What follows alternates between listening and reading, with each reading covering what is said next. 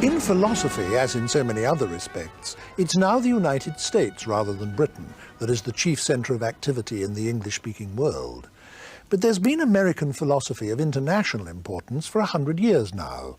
In fact, Bertrand Russell, in his autobiography, describes the Harvard School of Philosophy as having been the best in the world during the late 19th and early 20th centuries. American philosophy of that period is represented above all by three figures who have since attained classic status: C.S. Peirce, William James, and John Dewey. They are sometimes given a group label, the American pragmatists, but in fact they're more different from each other than that might suggest. C.S. Peirce was born in 1839, the son of a professor of mathematics at Harvard. He was trained from the beginning as a mathematician and scientist, and his paid jobs were as astronomer and physicist. Philosophy was something he did in his spare time, until at the age of 48 he retired to devote himself to it entirely. But this, I'm afraid, led to his being sunk in poverty and debt by the time he died in 1914 at the age of 74. He never wrote a book, and a great deal of his work came out only posthumously, when his collected papers were published in 8 volumes.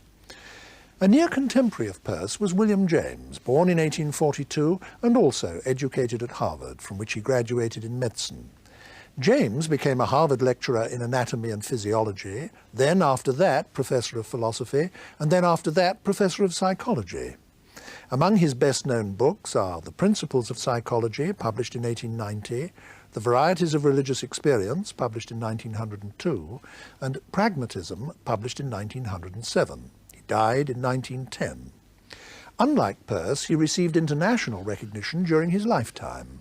In this context, it's interesting to mention that the novelist Henry James was one of his brothers, and Henry, for part if not most of his life, felt himself under the shadow of world-famous elder brother William.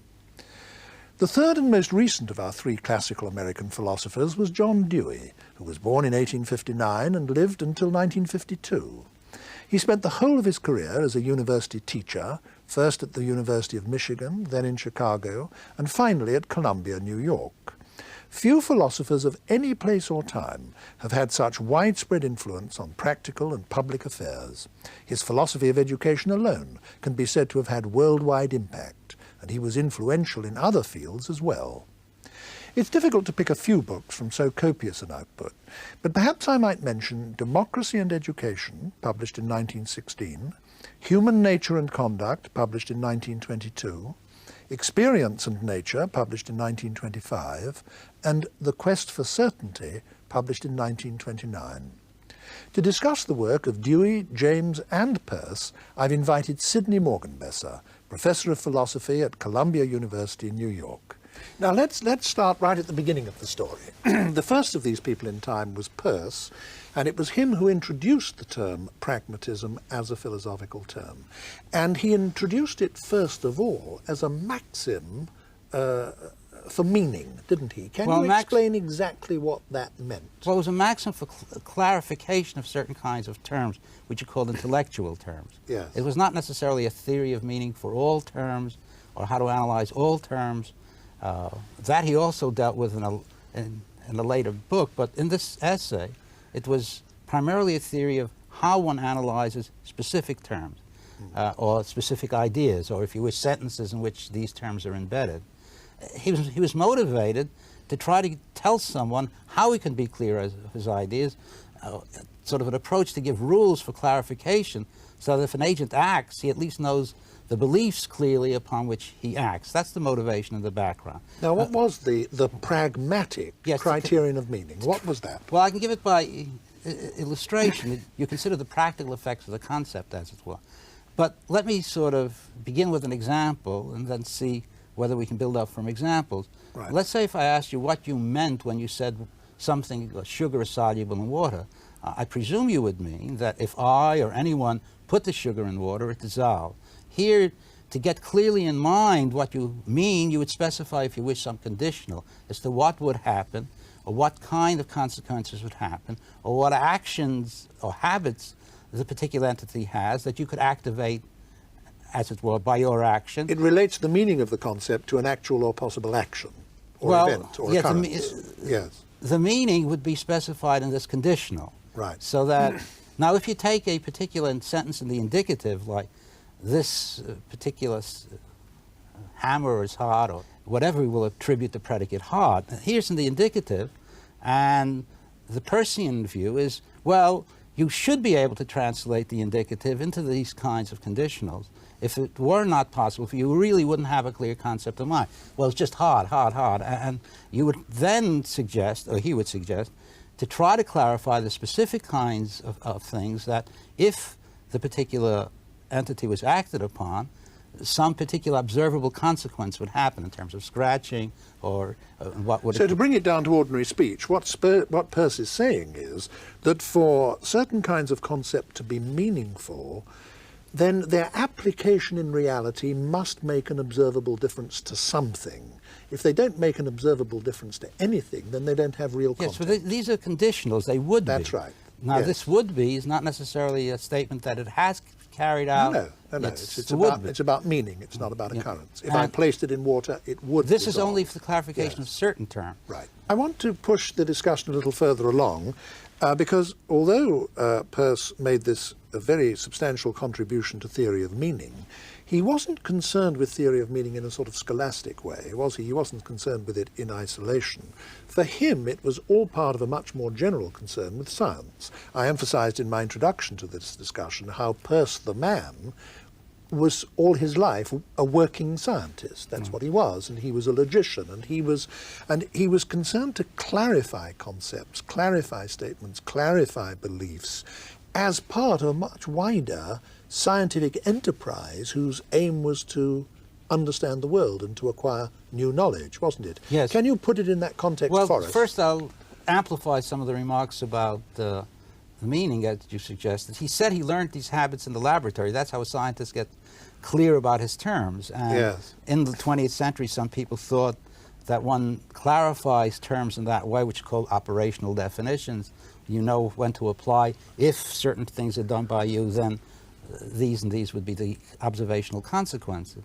But that's the background, and we now go to the other topic you've introduced, the notion of inquiry. Right. And I think we could begin first with Peirce. And by inquiry, of course, you simply mean finding out about the world, both in common sense terms and more organizedly in scientific terms. Right. Yes. And sort of testing the hypothesis in a suitable way, collecting the hypothesis in a suitable way, having certain rules to tell you when the hypothesis or the inference is a well-formed inference, that when the conclusion follows... It's the whole nuts and bolts substructure of science that we're talking about. But now I think one could begin first with sort of a theorist of ordinary beliefs, or the ordinary believer, and taking the notion of belief now for granted.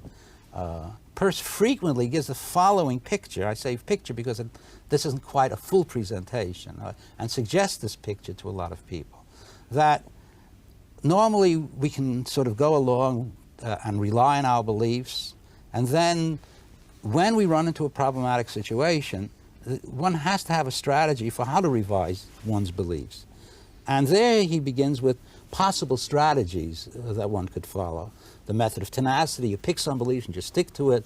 The method of authority, you go to an authority, tell you what to believe.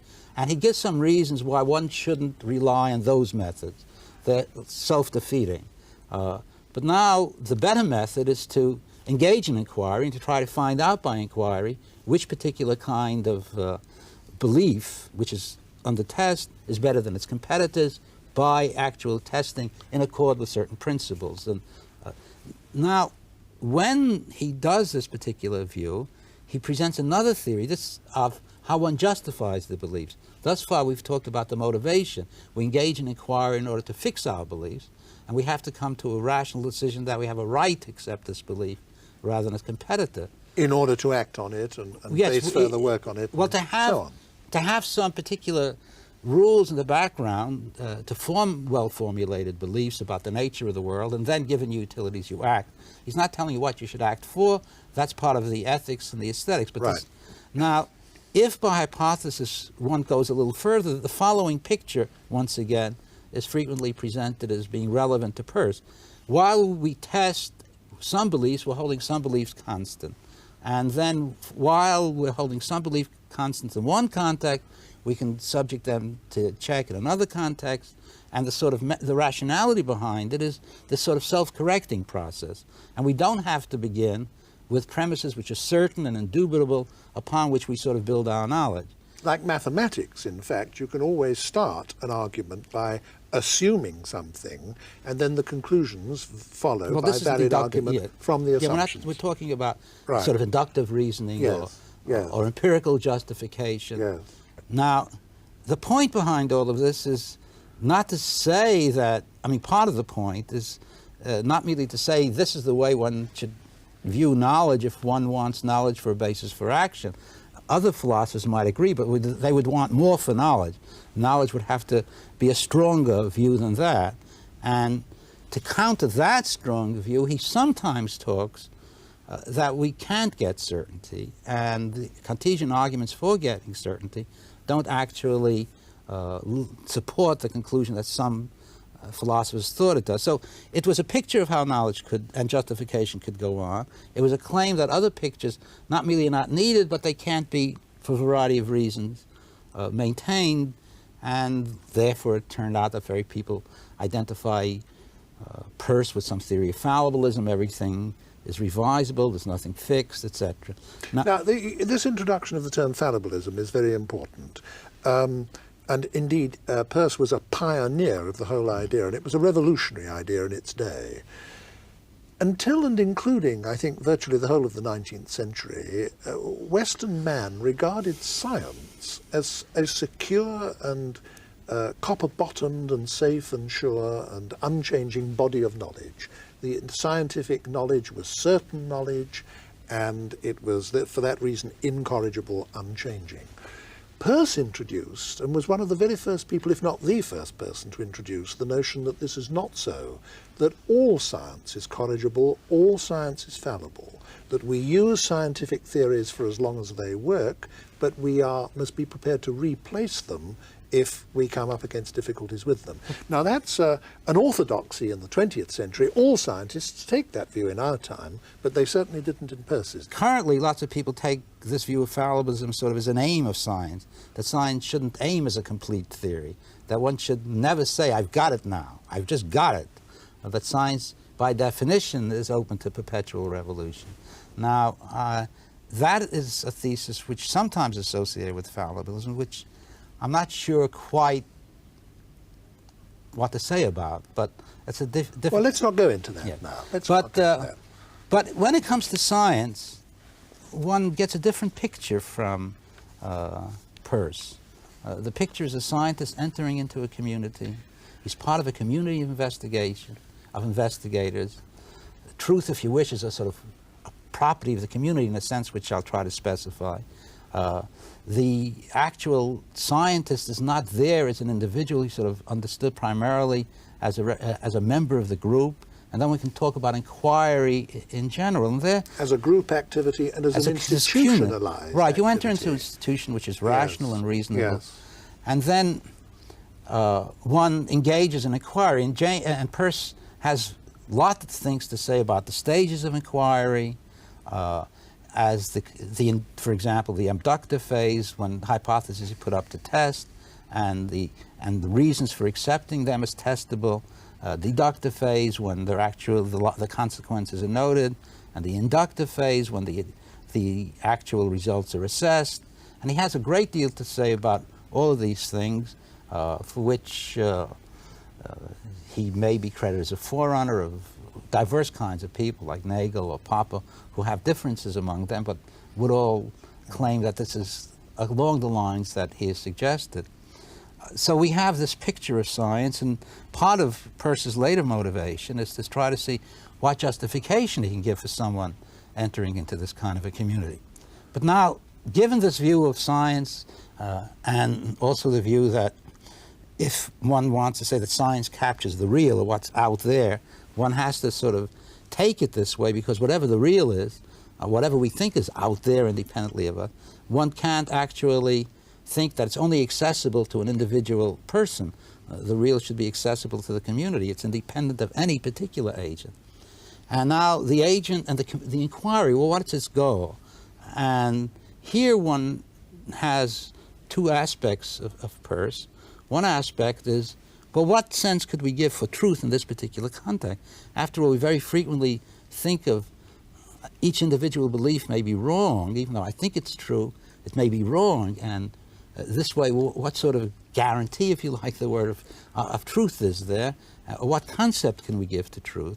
And he tries to develop the notion that when we say a given belief is true, what we have in mind is that this opinion actually will survive and be embedded into the final body of science, if that is a correct way of talking. Now, up to this point, we've been talking almost entirely about Peirce, and I want to bring James more centrally into the picture now. It was William James, although it was Peirce who coined the philosophical term pragmatism, it was actually James who made the term generally known among educated people at large, and this was done primarily by his book, indeed the title of his book, Pragmatism, which was published in 1907, wasn't it? Now, what were some of the main themes of this book? Well, the book is a very rich book, and it contains a number of diverse and interconnected theses. First, it's a critique of certain kinds of philosophical positions on the ground that they were not really relevant to the problems of their generation, of his generation, primarily the conflict between science and religion, which was one of the things he and his contemporaries wrestled with for a long time. Secondly, he criticizes some, but not all, of the philosophical theses, are not being sort of pragmatically different. I don't think he ever proves the case, but he sort of tries to... When you say pragmatically different, what you mean is that there were a number of apparently alternative philosophies which were only apparently alternative, because when you actually examined them, you found that there was no specific evidence or even possible experience which could differentiate between them, and therefore, cognitively, they were equivalent. One of the things, yes, as he said that way. And secondly, he frequently also thought that they were not really different as far as basing a particular kind of decision as to how to live. They made no difference for purposes of action. In that particular sense. Yes. Now, whether or not he proves this is an interesting thing, but I'm not sure he does, but this is the kind of theme that he tries to introduce. The second kind of theme that he tries to introduce is that one looks at a lot of these traditional metaphysical pictures, one should sort of look at them as pictures, and that his own view is of a lot of the metaphysics, even his own, is sort of one which is based not merely on the evidence, but in terms of sort of bias for looking for certain kinds of things, certain personal preferences, and he gives his own, and he asks his other colleagues to do so as well. Well, the whole notion of a picture and how one justifies or looks a philosophical thing, once again, just some. Yeah. The reason I'm hesitating is because the book is dedicated to John Stuart Mill, and he's not sort of saying pragmatism comes in and it's completely novel. As a matter of fact, and all other philosophy goes out of the window. He's not saying that. He's saying it's a continuation of some already familiar modes of thinking. Yeah. Now, the other theme that he introduces, for which he's been actually both criticized and lauded, is his approach to knowledge, conceptual schemes, and truth, and that he also deals with them in other books, but this is central things in this particular book. Now, I'd like us to take up the last of those, because only a moment ago you were giving us quite a long but very interesting exposition of Peirce's theories of meaning and of truth. How did James's conception of meaning and of truth differ from Peirce's? Well, he starts with how our knowledge evolves and how our conceptual schemes evolve, and emphasizes that very often we have evolving conceptual schemes, and one really can't ask whether this conceptual scheme or that conceptual scheme is actually better or worse. One has to judge between conceptual schemes in terms of the particular use to which they're put. Now, that's one particular thing, the sort of pragmatic justification, not of the notion of truth, but the notion of conceptual scheme.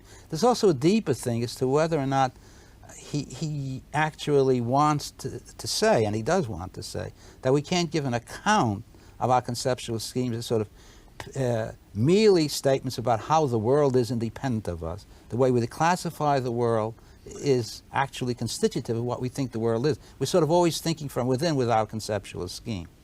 But now let's assume we have a conceptual scheme, and all these problems about... We've got a view of the world. Well, a frame, I say, I'm not sure framework. one has to do it in terms of a total conceptual scheme, but particular things. There is a lot of work going on by people influenced by James on this as to whether one looks at one description as incompatible with another, and one looks at sort of descriptions, and that descriptions, whether or not they're contraries.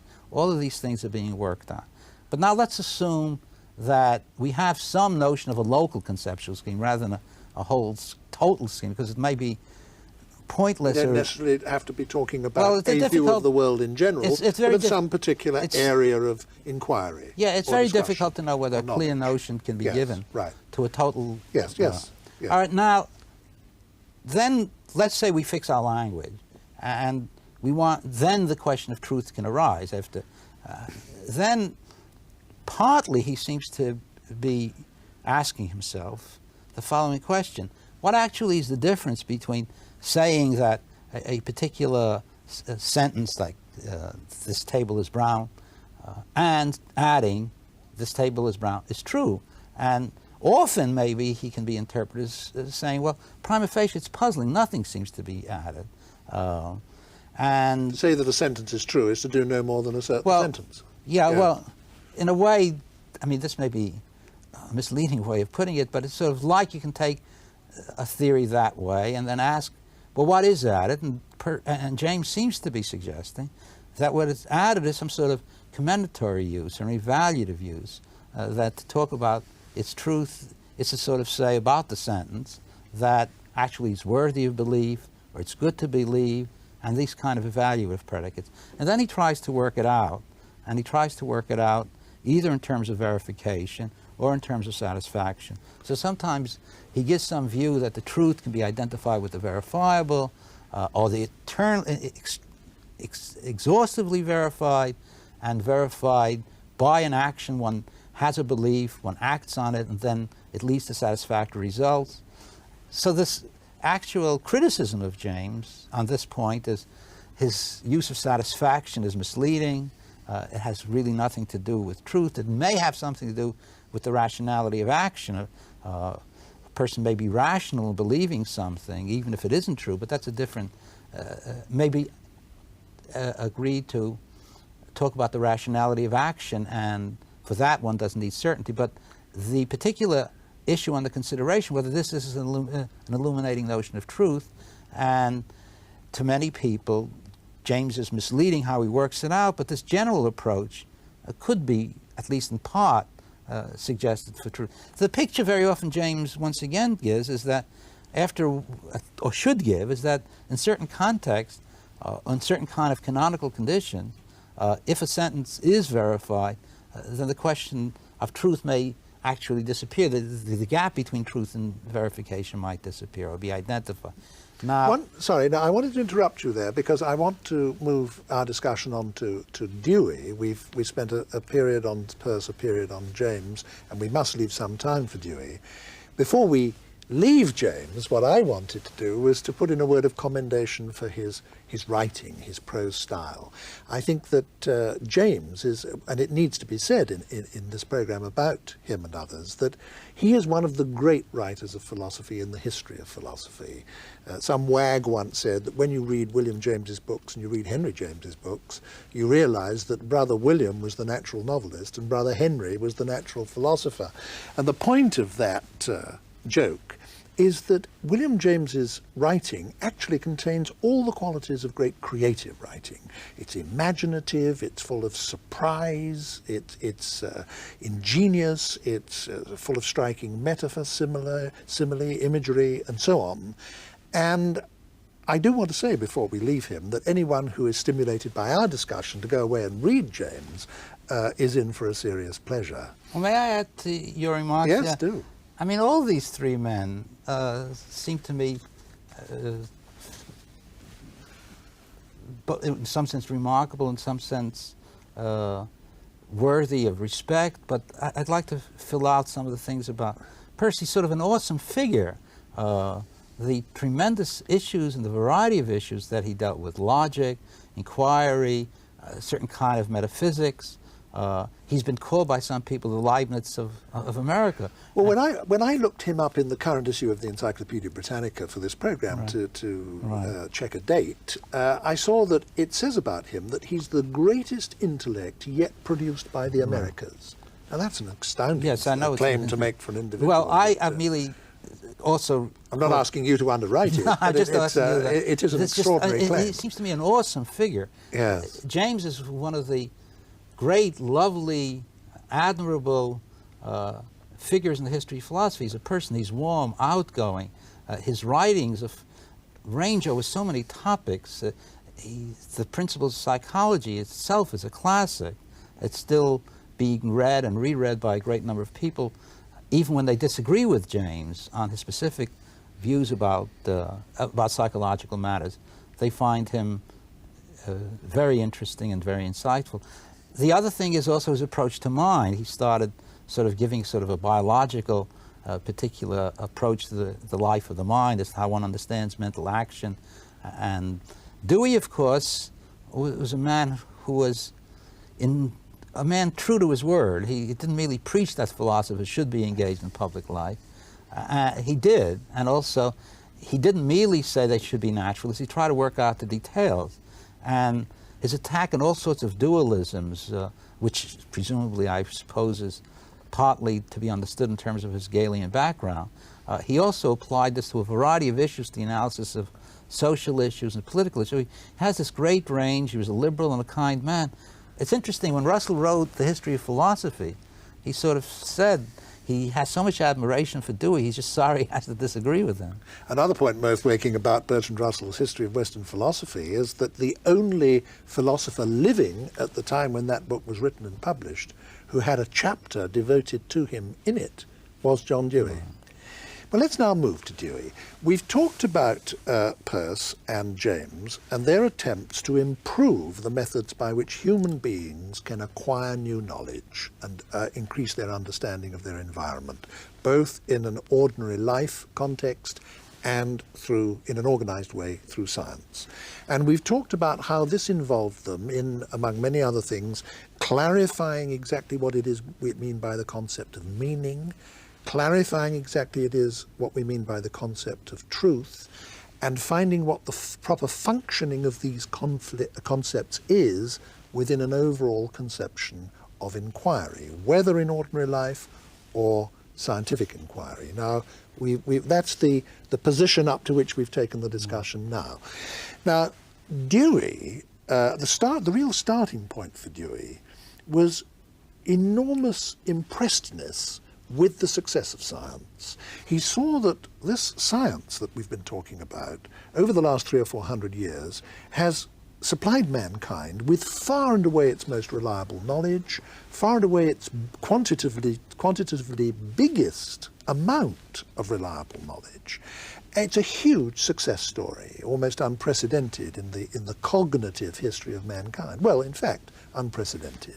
Now, thought Dewey, what is it about science that gives it this fantastic success? And is it something that we can apply to other areas of life, notably the social sciences, political life, social problems, and so on, with the same rich success? That was really his starting point, wasn't it? Can you take it up? He gave some reasons, if you wish, for the success of science, at least in the sense that science couldn't have been successful unless there was some possibility of continuation, and of certain science being institutionalized, its habits being institutionalized, and men and women engaged in cooperative research. So, yes, but what really struck Dewey about the successfulness of science wasn't due to its institutionalization, was it? It was due to its method. Yeah, but the method is institutionalized. You think the institutionalization is part of the method? Well, in a way, okay. Yes. I mean, yes. No, part of the notion, no. I should be clear. Part of the method is the method of drawing inference, but also the method of cooperative research and how one engages in kinds of decisions about cooperative research. So he gave some particular explanation of the social support and some particular explanation in terms of this method. Scientists could engage in cooperative research were it not this agreement on how one can adjudicate conflicting alternatives. The scientific community would not remain stable. Now, obviously, the Dewey picture or some picture like that is at best the first approximation, and one has to work out all sorts of arguments as to whether or not this always can hold, or whether it holds only in certain cases, and there's discussion about that. But now one can push, okay, granted, but how do we know it will continue in the future? Maybe tomorrow, suddenly, all the attempts to accept a theory on the basis of evidence, etc., will lead to failure. How do we know the world isn't chaotic and ultimately, or won't change? And now, it's these kinds of questions that get puzzling, and possibly one might think of this as deeply enough as sort of a request, if one wants to talk this way, as a sort of justification of induction, relying on certain kinds of observable outcomes to project. And for this, Dewey doesn't really want to engage in this kind of a question. He avoids that kind of a question. But granted that in some sense we accept induction, in some sense of induction, because as you know how difficult it is to formulate that phrase without begging lots of issues about science. If we do, then we can rely on the past history of science to indicate we're rationally entitled to rely on its method. It has over time proven better than its competitors, as you've pointed out, but that's internal justification. Now, whether or not this actually is the truth, once again, is some people think that this is sort of rigged. They've been better than competitors because the competitors haven't given a fair chance of competing. But anyway, this is sort of talking about the justification of our acceptance of science, the pragmatic justification on continuation of reliance in science.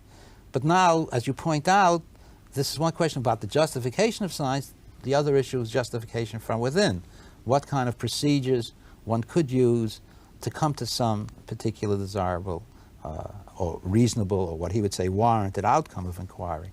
This interconnection with formal rules, contextual factors. In his formulation of a view of scientific method, he rejected what he saw as being the most common of all the predecessor theories, and on at least one occasion he designated that as the spectator view of knowledge. He said that Western man had made one fundamental error for hundreds of years in his philosophy by thinking of man as a spectator on the world. The world is something that we look at, that we observe, and through our observations we acquire knowledge of it. That whole model, said Dewey, is entirely misleading because we are not spectators, we're agents. We are biological organisms living in an environment in which we've got to survive. Knowledge is just about the most important and useful single tool for survival that we have in this situation, because it confers understanding of our environment, and that confers a certain degree of mastery of the environment. So we're not spectators at all. We're in amongst it, having to act all the time on the basis of beliefs right or wrong, or imperfect or inadequate as they may be. And it's in that situation that we're trying to acquire understanding and knowledge and proceeding with our inquiries. So his whole view of scientific method and of the acquisition of knowledge and the growth of knowledge was seen from the standpoint not of a spectator, an observing subject, as previous philosophers had so frequently said, but from the standpoint of an agent, wasn't it? Well, a great number of themes in Dewey are captured by your analysis, but a lot of these themes are not merely theses about knowledge. It's also theses of how one understands a particular, as I say, a human being naturalistically. It's to avoid certain kind of dualisms, that one could sort of think there's a mind and a body, and one looks for their interconnections. And it turns out actually to be very, very naturalistic. Humans are organisms. One learns about human organisms in terms of how they act and interact with the world. And he's always given this action and transaction. That's part of Dewey's general philosophical anthropology, if one wants to look in terms of part of his quasi-behavioral analysis of mental concepts, and also part of the notion is one has to look for institutional factors, or the culture in which one lives, to explain certain kinds of judgments and to explain why certain kinds of perceptual judgments are made. Also, in relationship to theory of knowledge, he wants to get away from another kind of picture that's frequently been associated with the pragmatist, namely that men are primarily acting and reacting on the world and trying to improve it. And he wants to say no, and he gives lots of theories, lots of theses, to show how knowledge is sort of comes under special circumstances, where the demand of inquiry comes about. It's not that we're always inquiring. To use a loose phrase, we're in the world in all sorts of ways, and Dewey tries to specify it. When it comes to actual knowledge, Dewey isn't interested in a general analysis of knowledge. He says the word knowledge is used in all sorts of ways. But what he's interested in is the specific sense of knowledge, what he thinks is the reasonable one, namely how one acquires warranted beliefs as a result of inquiry. And he thought that's the aim of knowledge, to get warranted beliefs and to get warranted beliefs as a result of inquiry, especially when there's a need for revision of beliefs. Now, secondly, he wants to get away from this view which you call the spectator theory of knowledge, in another sense of the spectator theory of knowledge, namely that belief has certain kinds of objects, knowledge has other kinds of objects, and that if we can get certainty, we can sort of have certainty about these specific objects which are sort of transitory, and if we're going to get knowledge which is certain, we have to get it knowledge by being sort of suitably cognitively related to a certain kind of entity. So he thinks this is sort of an approach that lots of people had, which he's debating against. He's also debating against the view that somehow one can jump out of our particular conceptual scheme, and to judge our conceptual scheme is to see whether it sort of matches an independent reality. A moment ago, when you were talking about Deweyan science, you had something to say about his view of the importance of the institutionalization of science and the institutionalization of inquiry. And in fact, Dewey, one striking characteristic of Dewey as a philosopher was that he attached very special importance to institutions generally, because he regarded all pursuit of knowledge as really essentially a species activity, an almost biologically based species activity. And he also thought, in the special case of science, that one reason for the great success of science was its institutionalization of criticism. So he had a lot to say about institutions in general and their role in society. Now, his philosophy had a great impact on institutions, didn't it? And in particular, I mentioned right at the beginning of this program, he had a special impact on educational institutions throughout the world, not only in the United States. Can you draw our discussion to a close by just telling us something of what Dewey's impact was on education in his own time and subsequently? Well, he approached his approach to institutions, as you pointed out, was sort of multi-layered, and he frequently thought that given institutions are frequently justified by certain kinds of, let's say, ideologies, and they're frequently justified by certain assumptions about what humans are, and he thought that a lot of the actual justifications could not actually be warranted. The pictures they give of man are actually pictures of man as they are under those current situations, and not as a picture of what man could be. Secondly, they're frequently in the justification. You mean the picture of man that certain institutions provide are in a sense circular because they are pictures of man as he is living within those institutions. Right. Yes. Secondly, that a lot of people believe that you can only justify claims for institutional arrangements by actually seeing whether or not these things ultimately rest on sort of value questions, and one has to prove that these particular value judgments are ultimate, and etc. He tries to, well, this is part of his general theory of ethics, in which he wants to show the continuity between justification and ethics and justification and morals. He was always against the view that there was a dualism between fact and value. And then the role of the philosopher is to criticize some of these particular kinds of doctrines, and secondly, try to have something to say about the concrete institutional arrangements that were made at that time.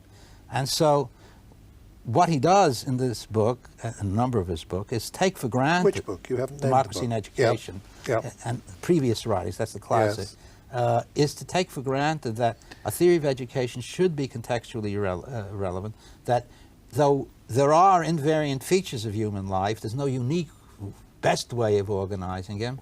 And the problem is to rationally discuss what institutional requirements are necessary under these specific conditions. Now, so part of the criticism of traditional philosophies of education was that they're frequently justified on dubious psychological assumptions. They're frequently justified on dubious meta-ethical things of how things could be justified.